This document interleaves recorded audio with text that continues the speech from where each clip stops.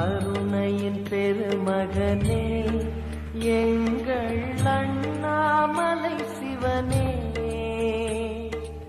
ஆடிய பாதத்தில் ஓரிடம் வேண்டும், ஆடிய பாதத்தில் ஓரிடம் வேண்டும். அருள்வாயீஸ்வரனே, அன்பே அருணாச்சல சிவனே.